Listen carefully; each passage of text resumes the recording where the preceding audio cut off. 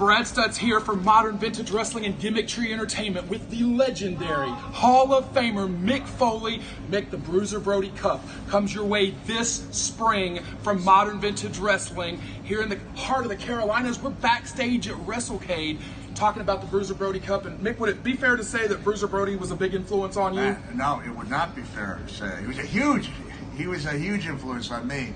I mean, I saw what he was doing, and I'm like, that's what I like, and that's what I'm going to try to deliver to people. So I knew I could never brawl like Brody could.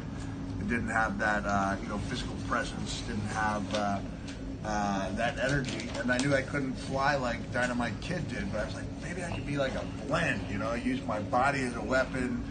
Brawl, and that was what Cactus Jack set out to be. And then I borrowed liberally from Terry Funk and some other people I met along the way. But it's safe to say that had I not first been shown that Brody match, it was Brody versus Funk. Brian Hildebrand, who was Mark Curtis in WCW, one of my best friends, told me, man, if, you want to brawl, he said, watch this match with Brody and Funk. And I couldn't even estimate how many hours I put into watching Bruiser Brody matches. I mean, in hundreds, probably 5 figures.